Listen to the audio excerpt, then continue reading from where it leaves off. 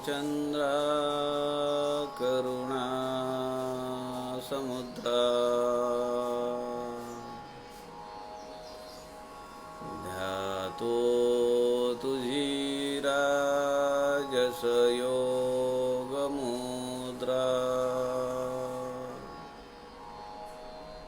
नेत्री नये रे तुझ वीण निद्रा कै भेट शिवा मजला सुभद्रा शुका सारिखे पूर्ण वैराग्य जाचे वसिष्ठा परी ज्ञान योगेश्वराचे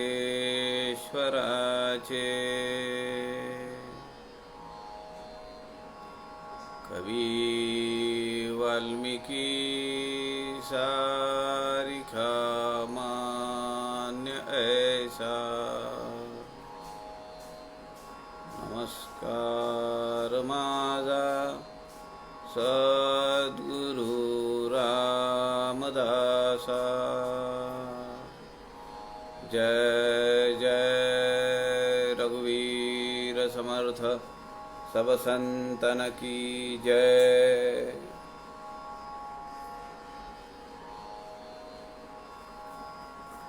सज्जन हो नमस्कार।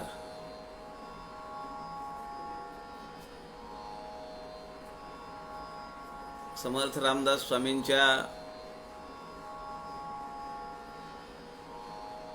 करुणाष्टकांचा आपण सध्या अभ्यास करण्याचा प्रयत्न करतो आहोत। संत समागम या फेसबुक लाईव्ह पेजचे सूत्रधार आदरणीय श्री प्रवीणजी शास्त्री यांच्या सूचनेप्रमाणे आपण संत रामदास स्वामींच्या वाङ्मयाचा प्रचार प्रसार व्हावा, त्यातल्या अनेक पैलूंचं दर्शन आपल्याला व्हावं, हा उद्देश ठेवून आपण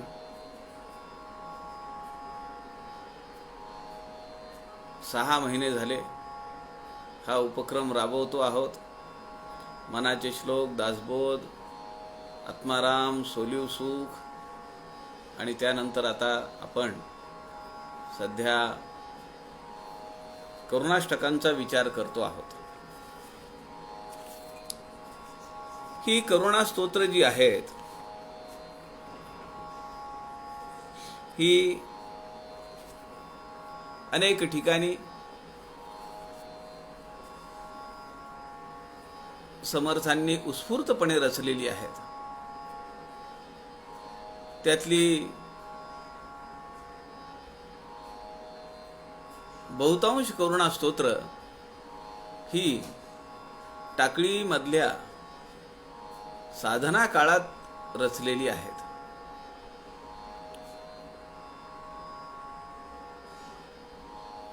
अनेक ठिकाणी प्रवासामध्ये भारत भ्रमण करत असताना अत्यंतिक मनाला क्लेश देणाऱ्या घटना पाहिल्यानंतर समर्थांना जी काव्य प्रतिभा बहरली आणि वैखरी वाणीतून ती प्रकट झाली, ती सगळी करुणा स्तोत्र म्हणून आपण ती मानतो।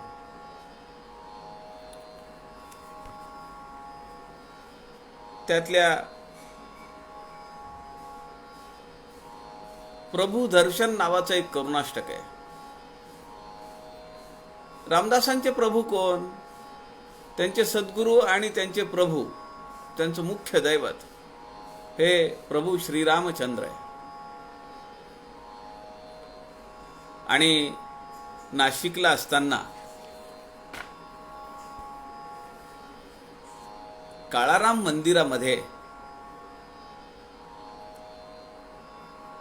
कदाचित ही रचना झालेली असण्याची शक्यता आहे. या 5 कडव्यांच्या करुणाष्टकामध्ये समर्थ काय म्हणतायत ते आपण पाहूया. श्रीराम समर्थ श्रीराम. नवे राजयोगी महद्भाग्य त्यागी, उदासीन जो वीतरागी विरागी, जनस्थान गोदा तटी वास केला, प्रभू देखिला दास संतुष्ट झाला. समाधान मिळालं मला रामा तुला पाहून. आणि यामध्ये जो उल्लेख आलेला आहे, जनस्थान गोदा तटी वास केला, म्हणजे हे नाशिक आहे. पंचवटी आपल्याला माहिती आहे. 14 वर्षाच्या अरण्यवासामध्ये त्या काळामध्ये या क्षेत्रात या परिसरामध्ये प्रभू श्रीरामचंद्र, माता जानकी आणि बंधू लक्ष्मणासह वर्तमान ते त्या ठिकाणी राहिलेले आहेत. नवे राजयोगी महद्भाग्य त्यागी. दुसऱ्या दिवशी आपला सिंहासनाधिष्ठित असा पट्टाभिषेक सोहळा होणार आहे. राज्यपदावर बसायचं आहे. आणि अशा घडीला एक घटना अशी घडली की त्या सगळ्याचा त्याग करावा लागला. त्याचा संदर्भ या ओवीमध्ये आहे. नवे राजयोगी महद्भाग्य त्यागी, उदासीन जो वीतरागी विरागी. विरक्तता ही त्याच्या रोमारोमात भिनलेली असा प्रभू श्रीराम जनस्थान गोदा तटी वास केला. जनस्थान नाशिकला हे नाव आहे. प्रभू देखिला दास संतुष्ट झाला. लीला विग्रही देव ब्रह्मादिकांचा, सदा बोलणे चालणे सत्यवाचा. जया चिंतिता चंद्रमौळी निवाला, प्रभू देखिला दास संतुष्ट झाला. अनेक लीला त्यांनी केलेल्या आहेत. देवाधिकांना त्यांनी सोडवलेले बंदिवासातून. सदा बोलणे चालणे सत्यवाचा. त्याचं बोलणं, त्याचं वागणं जैसे बोले तैसा चाले असं त्याचं आहे. जया चिंतिता चंद्र मौळी निवाला. सगळ्या अंगाचा दाह होता. आपल्याला माहिती आहे की हालाहाल विषाचं प्राशन केल्यानंतर महादेवांच्या सगळ्या अंगाचा दाह व्हायला लागला. काय काय उपाय योजना केली पण काही उपयोग झाला नाही.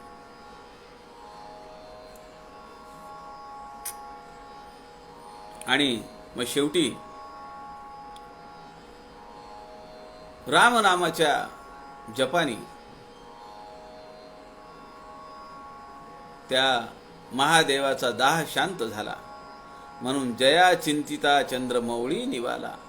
अशा प्रभू रामचंद्रांना पाहिल्यानंतर दास संतुष्ट झाला. दीनानाथ विख्यात हे नाम साजे, प्रजापाळकू राम राजा विराजे. बहु सुकृताचा बरा काळ आला, प्रभू देखिला दास संतुष्ट झाला. जेने सोडिल्या देव कोटी अचाटा, सुखे चालती स्वर्गीच्या स्वर्ग वाटा. प्रतापे चित्रैलोक्य आनंद विला, प्रभू देखिला दास संतुष्ट झाला. ऋषी तापसी योग राशी विळाशी, मनी चिंतिती राम लावण्य राशी. असंभाव्य त्या कीर्तीच्या कीर्ती ढाला, प्रभू देखिला दास संतुष्ट झाला. बहु सुकृताचा बरा काळ आला. आता थोडी साधना स्थिर सावर होतीये. काही संकेत मिळतायत. साधना मार्गी लागली आहे. आता ते सगळे दिवस संपले. लोकांनी टोचून बोलायचे, रामाचं लक्ष नाहीये, घरची आठवण येतीये, खायला प्यायला बरोबर मिळत नाहीये, साधना तर खडतर चालू आहे, पण समाजही आपल्याला जवळ करत नाहीये. अशा परिस्थितीमध्ये राम भेटत नसतानाची जी तळमळ आहे ती आता थोडी शांत झाली आहे. म्हणून या ठिकाणी समर्थ म्हणतात, बहु सुकृताचा बरा काळ आला, प्रभू देखिला दास संतुष्ट झाला. त्याच्या प्रतापाची काय सीमा वर्णन करावी, त्याची स्तुतीच आहे रामाची. अनेक देवांना ज्यांनी बंदिवासातून सोडवलं आणि सगळे देव पुन्हा सुखाने आपापल्या मार्गी आपापल्या लोकांमध्ये स्वर्ग लोकामध्ये ते निघून गेले. ऋषी तापसी योग राशी विळाशी, किती प्रकार आहेत. ऋषी तापसी जे तपधारणा करतायत, तपस साधना करतायत ती मंडळी, योग राशी अनेक योग साधना करणारे लोक, विलासी प्रपंचामध्ये राहून जीवनाकडे विलासी दृष्टीने पाहणारे, असे सगळे मनी चिंतिती राम लावण्य राशी. लावण्याची खाण आहे असा हा राम, त्याला सगळे त्याची उपासना करतायत, धारणा धरतायत. असंभाव्य त्या कीर्तीच्या कीर्ती ढाला, कीर्तीच्या कीर्ती ढाला. त्याची कीर्ती कोण वर्णन करणार. अशा कीर्तीचा जो प्रभू श्रीराम आहे, प्रभू देखिला दास संतुष्ट झाला.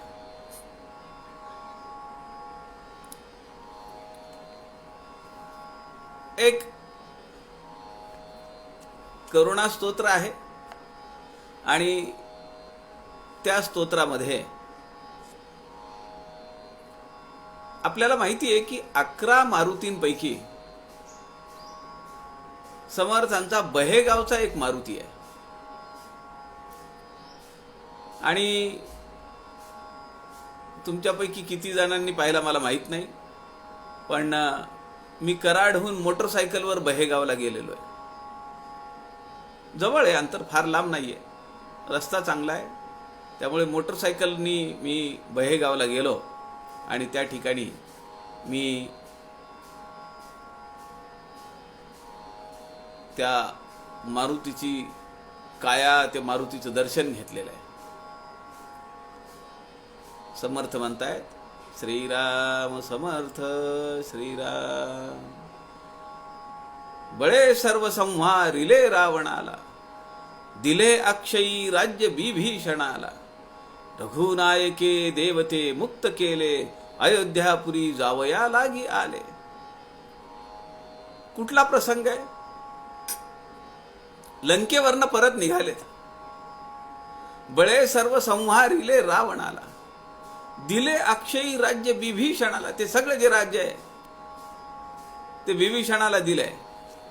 आणि विभीषण हा कोण आहे. चिरंजीवांपैकी आहे, सप्त चिरंजीवांपैकी. म्हणून त्याला लिहिलंय अक्षयी राज्य विभीषणाला. रघुनायके देवते मुक्त केले, अयोध्यापुरी जावया लागी आले. त्या सगळ्या देवादिकांना त्या बंदिवासातून सोडवलं आणि अयोध्येकडे त्यांनी मार्गक्रमण केलेलं आहे. पथी माझी कृष्णा तिरी राम राया, घडे राहणे स्नान संध्या कराया. सीता राहिली सीरटे गाव जेथे, रघुराज ते पश्चिमेचे निपंथे. सकाळची वेळ होती आणि तिथं बाजूला सिरटे नावाचं गाव आहे. आजही तिथं सीतेची न्हाणी दाखवतात, बाथरूम. सीतामाई तिथं स्नानाला गेली आणि पथी माझी कृष्णा तिरी रामराया. आपल्याला माहिती आहे का, कृष्णा आणि कोयनेचा संगम हा समर्थांच्या एका कादंबरीमध्ये असं त्याचं वर्णन आहे की जगाच्या पाठीवर असा संगम नाहीये. माझ्या बायकोचा भाचा, त्यांचं घर तिथं आहे. सध्या ते व्यासपीठावर आहेत आपल्या. नेहमी सगळी ही निरूपणं ते ऐकत असतात. अतुल लाड, त्यांच्याकडे मी वर्षातून 1-2 वेळा तरी निश्चित जातो. इकडे कंटाळा आला नांदेडला की मी कराडला जाऊन राहतो. अत्यंत चांगलं शहर, वातावरण सुरेख, आणि संध्याकाळी त्या कृष्णा कोयनेच्या संगमावर आपण जर गेलो, म्हणजे मला मोठं आश्चर्य वाटतं की मी अनेक महापालिका नगरपालिकांनी वसवलेल्या बागा पाहिलेल्या आहेत, पण काही दिवसांमध्ये काही वर्षांमध्ये तिथली सगळी चव निघून जाते. ती जी काही खेळणी केलेली असतात त्याचे रंग उडालेले असतात, झोके त्याचे त्या कड्या तुटलेल्या असतात, ती जी लॉन लावलेली असते हिरवळ लावलेली ती सगळी अशी उघडी पडलेली असते. काही ठिकाणी चिखल झालेला असतो तर काही ठिकाणी ते उघडं बोडकं रानमाळ दिसतं. ज्या फरशा लावलेल्या असतात सुरुवातीला ते सगळ्या उखडून जातात. पण या कराड शहरामध्ये तो कृष्णा कोयनेचा संगम आहे, आणि समर्थांनी ज्या कृष्णा नदीचं वर्णन केलेलं आणि कृष्णा नदीची आरती केलेली आहे ती कृष्णा देवी कराड संगमावर आहे. फार मोठी यात्रा तिथं भरते. माझ्या दृष्टीनं अत्यंत रम्य स्थळ असं हे कराड शहर आहे. अनेक ठिकाणे आहेत आजूबाजूला पाहण्यासारखी. आपल्या हनुमान उपासना करणारे, ज्यांच्या अधिष्ठानावर आज लाखो लोक हनुमंताची उपासना करतायत, ते शामराव साखरे काका हे कराडचे. दासबोधाचं फार मोठं काम करणारे आपले बोधे काका हे कराडचे. ज्यांनी एक सुरेख ग्रंथ लिहिला स्वाध्याय साधना, ते पु. गोखले अर्थात बाबूराव गोखले हे कराडचे. समर्थ रामदासांचं एक सुरेख चरित्र ज्यांनी लिहिलं, समर्थ चरित्र, ते आता तसं आउट ऑफ प्रिंट आहे. ते चरित्रकार सदाशिव खंडू आळतेकर हे कराडचे. त्यामुळे मला असं वाटतं की कराड विषयी मला मोठा जिव्हाळा आहे, आणि ही सगळी मंडळी खूप घरी गेलं म्हणजे आतिथ्य करतात. त्यांना बरं वाटतं समर्थ शिष्य आपल्या घरामध्ये आलेले आहेत. मग ते संध्याकाळी आम्हाला त्या कृष्णा कोयनेच्या संगमावर घेऊन जातात. आणि असा संगम मी तुम्हाला सांगत होतो, प्रसंग असा आहे की समर्थांच्या एका चरित्रामध्ये, एक कादंबरी चरित्र आहे ते, त्यामध्ये लिहिलेलं आहे की असा संगम जगाच्या पाठीवर दुसरा नाही आहे. 2 कृष्णा कोयना नद्या अशा आलेल्या आहेत आणि अशा पुढे गेलेल्या आहेत, सरळ सरळ समोरासमोर आलेल्या आहेत आणि त्या एक होऊन पुढे गेलेल्या आहेत. असा हा संगम. आणि त्या ठिकाणी त्या संगमावर यशवंतराव चव्हाण यांची समाधी आहे. आपल्याला कल्पना नसेल, यशवंतराव चव्हाणांच्या मातोश्री रोज एक समास वाचल्याशिवाय झोपत नसत. यशवंतराव चव्हाण जेव्हा भारताचे गृहमंत्री होते, ते सज्जनगडावर गेले तेव्हा लाईट नव्हते, दिवे नव्हते, आणि त्यांनी विनाविलंब सगळी ती वीज यंत्रणा लावून गडावर दिवे आणलेले आहेत. असा हा फार मोठा वारसा या कराड शहराला आहे. मोठी मोठी माणसं या ठिकाणी राहून गेली आहेत, मोठी काम करणारी माणसं या ठिकाणी आहेत. आमचाच एक आमच्या ह्या अतुल लाडांचाच धाकटा भाऊ अनंत लाड, ते वीज वितरण कंपनीमध्ये फार मोठ्या पदावर आहेत, आणि त्यांनी आपल्या समर्थ पंचायतांमधल्या रंगनाथ स्वामी निगडीकर यांच्या समाधीस्थळी आम्ही 2 जण गेलो होतो. आत्ता मार्चमधली गोष्ट आहे ही. आणि त्या ठिकाणी आम्ही गेलो. तिथे एक उत्सव चालू होता आणि तिथले विश्वस्त म्हणाले की कुठून आलात काय वगैरे असं त्यांनी विचारलं. आम्ही सांगितलं मी नांदेडचा आहे.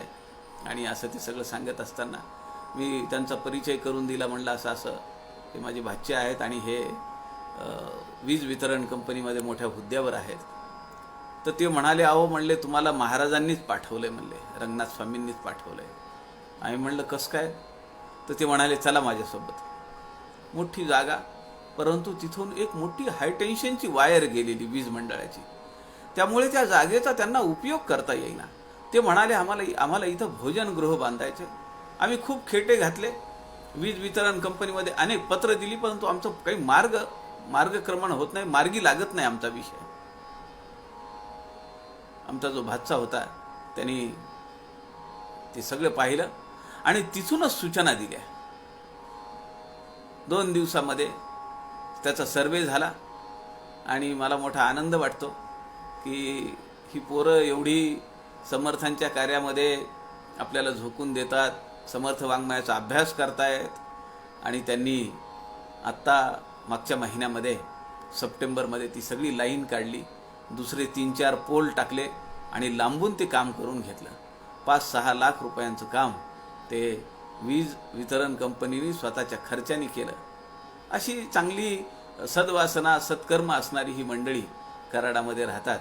त्याबद्दल मला त्यांच्या एकंदरीतच सगळ्या आचार विचार आणि कर्माचा मोठा हेवा वाटतो.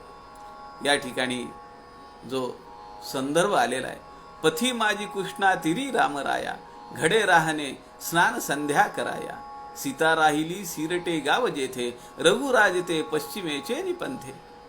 सिरट गाव बाजूला आहे, त्या ठिकाणी सीतामाई स्नानाला थांबल्या आणि ही दोघं भाऊ काय करण्यासाठी पुढे आले त्या ठिकाणी, जपध्यान पूजा करी राम राजा, तयाचे परी वित्र सोमित्र ओजा, वीर सोमित्र ओजा, स्मरेणा देहे चित्त ध्यानस्थ झाले, अकस्मात ते तोय अद्भुत झाले. ते ध्यानाला बसलेले आहेत, स्नान संध्या केलेली आहे, साधनेला बसलेले आहेत, किती वेळ गेला कल्पना नाहीये. आणि अचानक कृष्णेला पूर आला, त्यांना लक्षच नाहीये. राम आणि लक्ष्मण हे दोघेही बंधू त्या ठिकाणी साधना करतायत.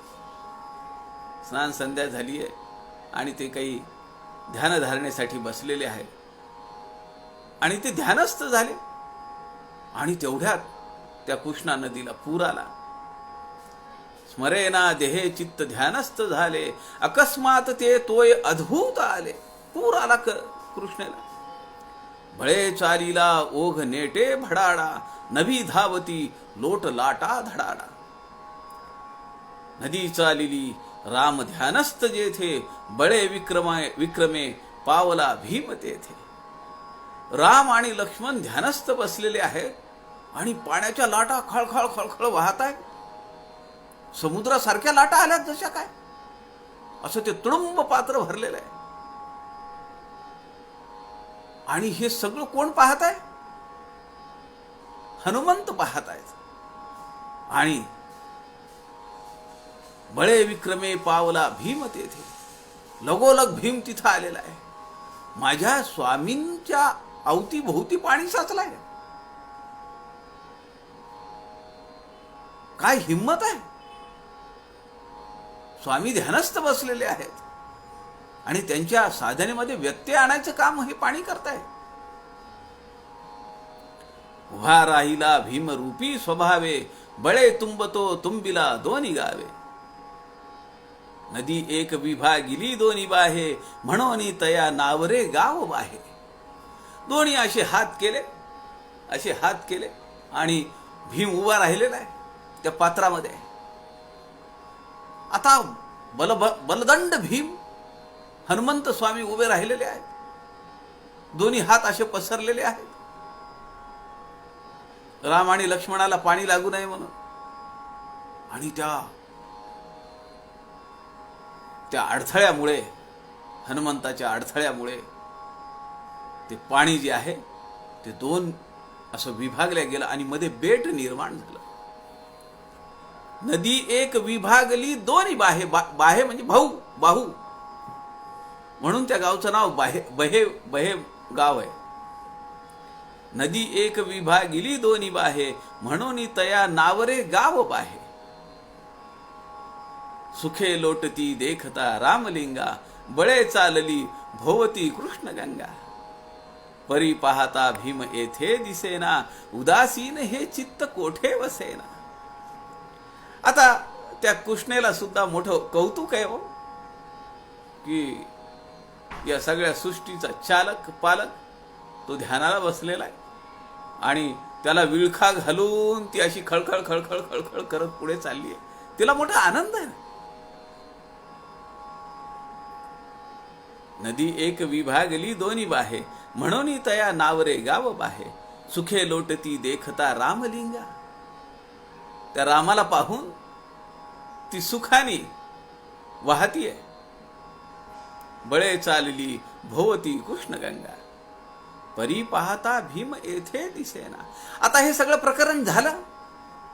राम लक्ष्मण सीता अयोध्येला गेले निघून. आता समर्थ तिथं आलेलेत आणि त्यांच्या लक्षात आलं की असा असा इतिहास इथं घडलेला आहे, असा प्रसंग इथं घडलेला आहे. तेव्हा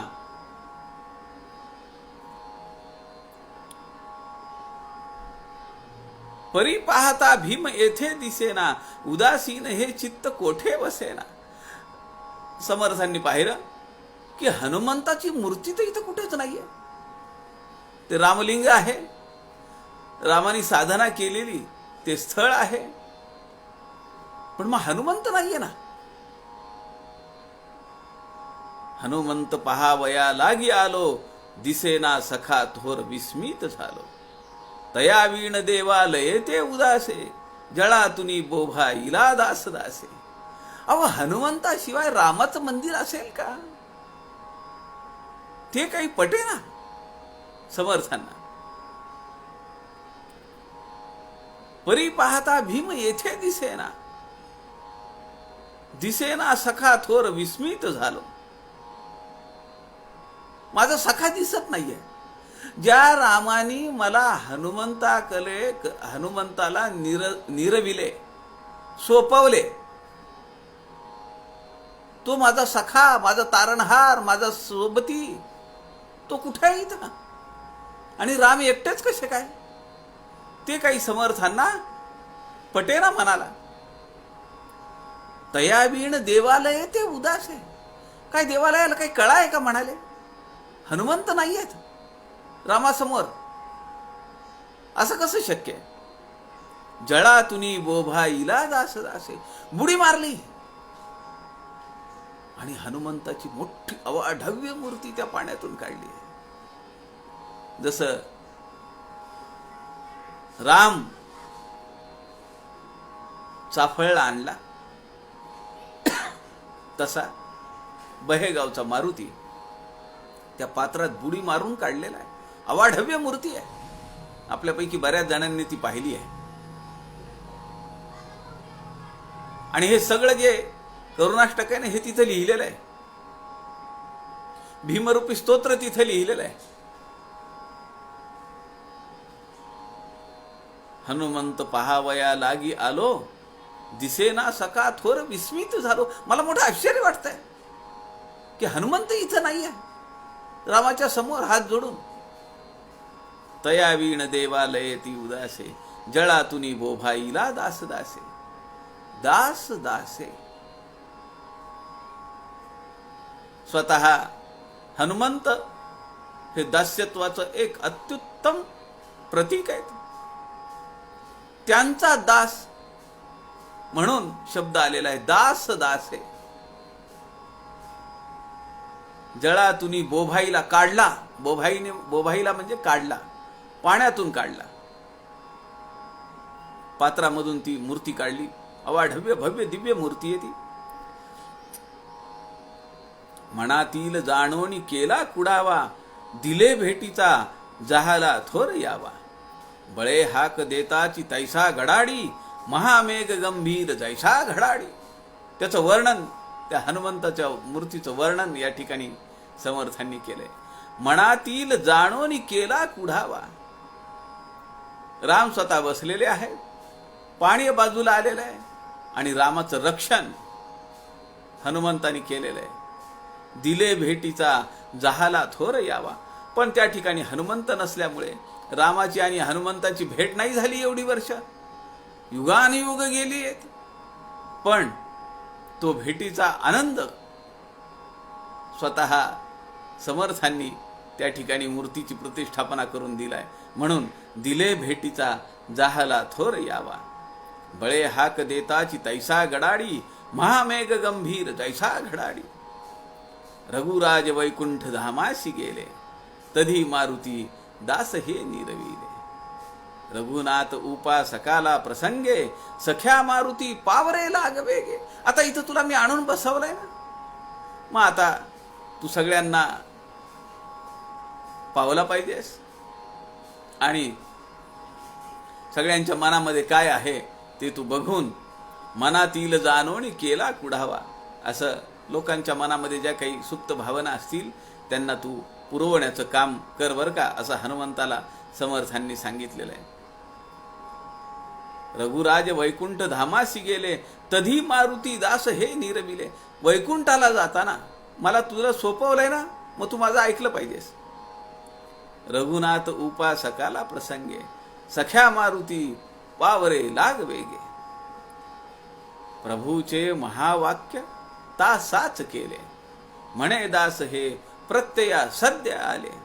जना माझी हे सांगता पूर्वेना, अवस्था मनी लागली ते सरेना. मला त्याची काही ठिकाणी प्रचिती पण आली आहे बरं का हनुमंता. समर्थांनी त्याची कबुलीच दिली आहे इथं. प्रभूचे महावाक्य तासाची केले. तू मला जेव्हा सोपवलं तुझ्याकडे स्वतः प्रभू श्रीरामांनी, तेव्हा सांगितलं होतं की लक्ष दे, याचा सांभाळ कर. आणि मी अनेक ठिकाणी त्याची प्रचिती घेतली आहे. हनुमंता तू मला सांभाळलेलं आहेस. प्रभूचे महावाक्य तासाच केले. त्वा साच म्हणजे खरं, तू खरं केलंस. म्हणे दास हे प्रत्यया सद्य आले. मी अनेक वेळा त्याची प्रचिती घेतलेली आहे. जना माझी हे सांगता पूर्वेना, अवस्था मनी लागली ते सरेना. आता मी किती लोकांना काय तुझ्याबद्दल सांगू, त्याची प्रचिती मी स्वतः घेतलेली आहे. असा हा बहेगावचा मारुती समर्थांनी त्याचं वर्णन या ठिकाणी केलेलं आहे. तिसरं जे करुणाष्टक आज आपण पाहणार आहोत तर त्याचं नाव आहे फणीवर उठविला. आता अनेक हजारो मंदिरं हनुमंताची समर्थ रामदासांनी उभी केली, पण आपल्याला माहिती आहे की हा जो मारुती आहे हा कुठला माहिती नाही नक्की, पण या मारुतीने कफाची व्यथा दूर केलेली आहे. आणि आपण ते 2 ओळींचं एक स्तोत्र पण पाहिलेलं आहे. इंद्रनीळ रंग राम श्याम धाम योगिया, इंद्रनीळ कीळ रंग भवरोगिया. आपण पाहिलेलं आहे की आपल्या शिष्यांना, आपल्या साधकांना कफाची व्यथा झाली, श्वासाचा त्रास व्हायला लागला, म्हणून समर्थांनी 2 ओळी सांगितल्या, 2 ओळी सांगितल्या. इंद्रनीळ रंग श्याम धाम योगिया. आणि हे भवरोगावर मोठं औषध आहे. राम श्याम योगिया, भवरोगिया हे बहुगुणी असं औषध आहे, असं वर्णन स्वतः समर्थांनी केलेलं आहे. आणि याचा कायम जप करायला सांगितला. आपल्याला कल्पना असेल की जेव्हा मार्चपासून कोरोना विषाणूचा विळखा वाढत चालला, अनेकांनी हे स्तोत्र 2 ओळीचे 4 कडे व्यक्त्यात अनेक व्हॉट्सअप ग्रुपवर हे फिरलं, व्हायरल झालं. तसं या स्तोत्रामध्ये हनुमंतानी जी समर्थांची व्यथा दूर केली त्याबद्दल कृतज्ञता व्यक्त करणारं हे स्तोत्र आहे. फणीवर उठविला वेग अद्भुत केला, त्रिभुवन जन लोकी कीर्तीचा घोष गेला. रघुपती उपकारे दाटले थोर भारे, परमधीर उदारे रक्षिले सौख्यकारे. फणीवर उठविला वेग अद्भुत केला, त्रिभुवन जन लोकी कीर्तीचा घोष केला. रघुपती उपकारे दाटले थोर भारे, परमधीर उदारे रक्षिले सौख्यकारे. माझं रक्षण केलं, मला क्षेम मिळालं, मला सुख मिळालं, मला समाधान मिळालं. सबळ दळ मिळाले, युद्ध उदंड झाले, कपी कटक निमाले, पाहता यश गेले. परदळ शरघाते, कोटीच्या कोटी प्रेते, अभिनव रण पाते, दुःख विभीषणाते. कुणी केलं हे? त्याच्या पराक्रमाचं कौतुक आहे हे. हनुमंताच्या पराक्रमाचं कौतुक आहे. श्रीलंकेला काय काय केलंय त्यांनी? सबळ दळ मिळाले, युद्ध उदंड झाले, कपी कटक निमाले, पाहता यश गेले. परदळ शर घाते, कोटीच्या कोटी प्रेते. अनेक शर बाण तिकडनं येत होते, पण याच्या नुसत्या भुभुक्काराने आणि अजस्त्र देहानी, बलदंड बलभीम देहानी ती सगळी प्रेत पडली खाली. अभिनव रण पाते, दुःख विभीषणाते. विभीषणाला दुःख झालं, कारण सगळे भाऊ त्या या युद्धामध्ये कामी आले. कपिरीस घनदाटी, जाहली थोर आटी, म्हणवणी जगजेठी, धावणी चारी कोटी. मृत्यूवीर उठविले, मोकळे सिद्ध झाले, सकळे जन निवाले, धन सामर्थ्य चाले. अहो, हा प्राण जाताय. हनुमंताला प्राणदाता असं म्हणलेलं आहे. काही नाही, त्यांनी फुंकर मारावी आणि सगळे जे घायाळ होऊन पडलेले जे कपिवीर आहेत त्या सगळ्या जखमा त्यांच्या व्यवस्थित व्हाव्यात, असं आख्यायिका आहे. असं सांगतात की संध्याकाळी युद्ध संपल्यानंतर प्रभू श्रीरामचंद्र सगळ्या राहुट्यांमध्ये जात असत आणि जे बाण लागलेले, विकलांग झालेले, उरण पडलेले हे जे कपिवीर आहेत त्या सगळ्यांच्या अंगावरनं स्वतः प्रभू श्रीरामचंद्र हात फिरवत असत आणि ती काया पुन्हा तशीच सतेज होत असे. तसं हनुमंतानी केलेलं आहे असं समर्थ या ठिकाणी वर्णन करतायत. बहुप्रिय रघुनाथा, मुख्य तू प्राणनाथा. बहुप्रिय रघुनाथा, मुख्य तू प्राणनाथा. तू मुख्य आहेस, तू प्राण देणार आहेस.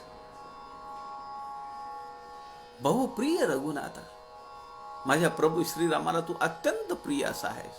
उठवी मज अनाथा, दुरी सारुवनी व्यथा. पण आज मलाच व्यथा झाली आहे, आज मलाच खूप त्रास होतो आहे. माझी ही व्यथा सगळी दूर कर आणि मला उठव बर हनुमंता. तू आता खूप ऐकलं मी, तू श्रीलंकेला असताना काय काय केलंस तू, ते सगळं मला आता थोडी मला तुझी मदत पाहिजे. झडकरी भीमराया, तू करी दृढ काया. रघुवीर भजनाया, लाग वेगेची जाया. मला भगवंताचं भजन करायचंय, तुझ्या देवाचं भजन करायचंय. रघुवीर भजना या लाग वेगेची जाया. मला वेळ नाही आता, मला भजन करायला जायचंय रामाचं. झडकरी भीमराया, तू करी दृढ काया. तू मला इथे ये आणि माझं जी काया जी विकलांग झालेली आहे, व्यथा आलेली आहे, ती झडकरी दूर कर पटकन. तुझ विण मज पाहे, पाहता कोण आहे. म्हणून मन माझे रे, तुझी वास पाहे. मज तुझ निरविले, पाहिजे आठविले. सकळी कनिज दासा, लागी सांभाळविले. मज तुझ विण मज पाहे, पाहता कोण आहे. अरे तुझ्याशिवाय मला कोण आहे बघणारा. रामाने तुला सांगितलंय माझ्याकडे लक्ष द्यायला. असं आहे म्हणून तर म्हणून मन माझे रे तुझी वास पाहे. मला तुझी वाट आहे, तू येशील म्हणून मी तुझी वाट पाहतोय. मज तुझं निरविले पाहिजे आठविले. तू विसरलास का? आठविले मी तुला स्मरण देतो मी. विसरलास का काय तू? मज तुझं निरविले, मला सांभाळलं पाहिजेस तू. आणि हे त्यांनी सांगितलेलं आहे, तुझ्या माझ्या स्वामीने आपल्याला तुला सांगितलेलं आहे. सकळीक निज दासा लागी सांभाळविले. उचित हित करावे उधरावे धरावे. अनुचित न करावे ता जनियेश घ्यावे. अघटित घडवावे सेवका सोडवावे. हरिभजन घडावे दुःख ते बिघडावे. मला माझ्या अंगात आलेलं हे दुःख काळ त्याला बिघडवून टाक आणि हरिभजन माझ्याकडून घडू दे. उचित हित करावे उद्धरावे धरावे. तूच माझा उद्धार करतायस, पण तू माझ्या हाताला धरलंस तर. प्रभुवर वीरराया जाहली वज्रकाया. परदळ निवटाया दैत्य कुळे कुटाया. गिरीवर उतटाया रम्य देशे रम्य वेशे नटाया. तुझची अलगटाया ठेविले मुख्य ठाया. बहुत सबळ साठा मागतो अल्प वाटा. न करीत हित काटा थोर होईल ताठा. कृपणपण नसावे भव्य लोकी दिसावे. अनुदिन करुणेचे चिन्ह पोटी वसावे. जरा या ठिकाणी हनुमंताला चिमटा घेतलेला आहे समर्थांनी. ते म्हणतायत, अरे तुझ्याकडे फार मोठा साठा आहे, मला माहिती आहे. बहुत सबळ, कशी शब्द विशेषण आहे हे. बहुत सबळ साठा, तुझ्याकडे भरपूर साठा आहे त्याचा. मागतो अल्प वाटा. अरे त्यातला थोडा वाटा मागतोय मी, मला नाही पाहिजे सगळं ते. आत्ता माझी थोडी जरा तब्येत नरम गरम आहे, तू ये आणि मला जरा बरं करून दे. नाहीतरी मला काय करायचंय दुसरं, रामाचंच भजन करायचंय. बहुत सबळ माठा मसाठा मागतो अल्प वाटा. न करीत हित काटा थोर होईल ताठा. नाहीतर लोक म्हणतील की एवढा साठा असताना सुद्धा ताठर भूमिका घेतली हनुमंतानी आमच्या समर्थांच्या बाबतीमध्ये. लोक तुला दोषणं देतील, लोक तुला बोल लावतील. मला काय घेणं देणं त्याचं. तुझ्या मोठेपणाला कुठे धक्का लागू नये म्हणजे पुन्हा आपलं कार्यसिद्धी करून घ्यायची. त्याला चिमटा पण घेतलाय हनुमंताला आणि पुन्हा सांगितलंय की तुझ्या भल्यासाठी मी सांगतोय. कृपणपण नसावे भव्य लोकी दिसावे. अनुदिन करुणेचे चिन्ह पोटी वसावे. अरे कृपणपणा नको नको तुझ्याकडे. तुझ्याकडे दानशूरत्व पाहिजे. आणि कुठं तुझ्याकडे ती एवढा मोठा साठ आहे, थोडं पाहिजे मला. मला काय ते सगळं द्यायचं एवढा काय विचार करतोस तू. कठीण हृदय झाले काय कारुण्य गे. जलधर करुणेचा अंतरा माझी राहे. तरी तुझ करुणा आहे कान ये सांग पाहे. कठीण हृदय झाले काय कारुण्य गेले. नपवसी मज कारे म्या तुझे काय केले. समर्थ म्हणतायत, अरे एवढा रुसून बसलास, एवढं लक्ष देत नाहीस माझ्याकडे. काय मी तुझं वाईट केलंय? तुला स्वामींनी सांगितलंय ना माझ्याकडे लक्ष द्यायला. तू स्वतः लक्ष देत नाहीस आणि मी सांगतो तरी तू माझ्याकडे बघत नाहीयेस. जलधर करुणेचा अंतरा माझी राहे. जलधर मेघ, आभा, ढग, करुणेचा ढग तुझ्यात आहे. जलधर करुणेचा अंतरा माझी राहे. तरी तुझं करुणा आहे कान ये सांग पाहे. तरी तुला का माझ्याबद्दल काही वाटत नाहीये, माझी चिंता वाटत नाहीये, माझ्याबद्दल तळमळ काही वाटत नाहीये. मी इथं कफानी आजारी झालो आहे, माझी व्यथा तुला दिसत नाही. आणि तू जर माझ्याकडे पाहिलं नाही तर माझं रामाचं भजन हुकेल, मग दोष कुणाला लागेल? पुन्हा हनुमंतावरच ते बालंट आहे सगळं. कठीण हृदय झाले काय कारुण्य गेले. कुठे गेले तुझं ते कारुण्य? एवढा का कठीण झालास माझ्यावर? बरं कठीण झालास तर मी तुझं काय बिघडवलं? मी तुला काही बोललो? न पवसी मज का रे, म्या तुझे काय केले. म्या हा शब्द मराठवाड्यातला आहे. समर्थांचं बालपण मराठवाड्यात गेलेलं आहे. न पवसी मज, का मला पावत नाहीस तू? का माझं ऐकत नाहीयेस? न पवसी मज का रे, म्या तुझे काय केले. काय घोडं मारलं मी तुझं? एवढं माझ्याकडे न लक्ष द्यायला, आणि एवढी मला व्यथा आहे तरी तुझं लक्ष नाहीये माझ्याकडे. मी बोलावतो तरी पण तू माझ्यावर कृपा करत नाहीयेस. वडीलपण करावे सेवका सावरावे, अनहित न करावे तूर्त हाती धरावे. या ठिकाणी समर्थ म्हणतायत, अरे तू मोठा आहेस, तू मला मोठ्या भावासारखा आहेस. तुझं वडीलपण थोरपण कुठे गेला? मोठेपण कुठे गेला? वडीलपण करावे सेवका सावरावे. मी सेवक आहे ना रामाचा, मग तू मला सावरून नाही घेणार, माझं कमी जास्त नाही पाहणार. वडीलपण करावे सेवका सावरावे, अनहित न करावे तूर्त हाती धरा. अरे पुढचं जाऊ दे, काय काही का असे ना. काय अर्थ आहे, काय शब्दांची रचना आहे. अत्यंत गोड आहे हे सगळं प्रकरण. समर्थ म्हणतायत पुढचं मागचं जाऊ दे, आत्ता तरी तू मला थोडा सांभाळून घे रे. अनहित न करावे, माझ्याकडून काही अनहित होईल असं होता कामा नये. माझ्याकडून तुझं रामाचं हितच झालं पाहिजे. अनहित न करावे तूर्त हाती धरावे. दुसरा यातला अर्थ असा आहे की तुझं अनहित करून घेऊ नकोस. तू माझ्याकडे जर लक्ष देणार नाहीस तर राम तुला दूषण देईल, तुलाच बोल लावील, मला काही म्हणणार नाही. तुझं अनहित करू नको. राम तुझ्यावर नाराज झाले तर तुला चालेल का? तुझं हितच पाहिजे ना तुला.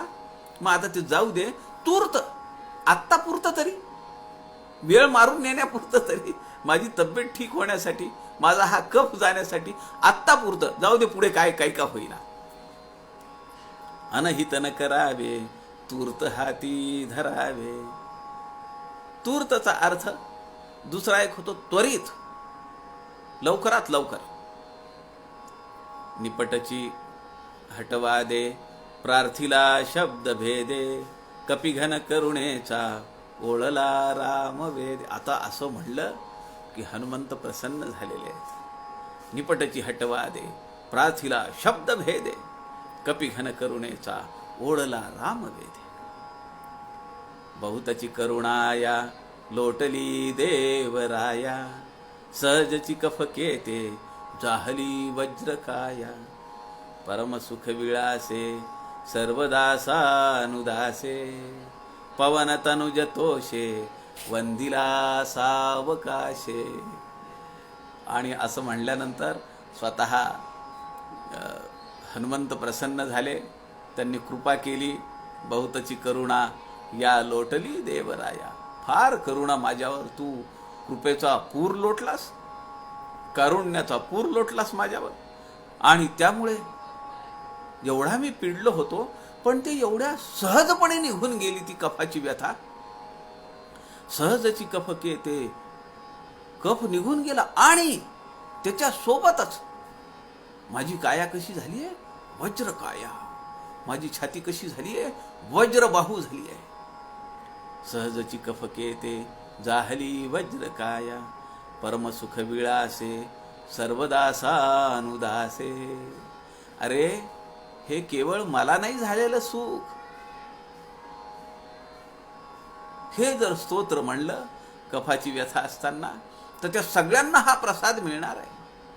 परमसुख विळासे सर्वदासानुदासे. माझ्या एकट्याचा फायदा नाही झालेला हा. दासानुदासांचा फायदा तुझ्या कृपेमुळे झालेला आहे. पवन तनुज तोषे वंदिला सावकाशे. पवन तनुज, वायुपुत्र हनुमान.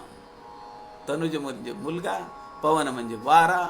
त्या हनुमंताला तो अत्यंत कृपांकित असलेला प्रसन्न मुद्रेने तो आमच्या समर्थ रामदासांकडे तो पाहत होता. चेहऱ्यावर भाव वेगवेगळे होते.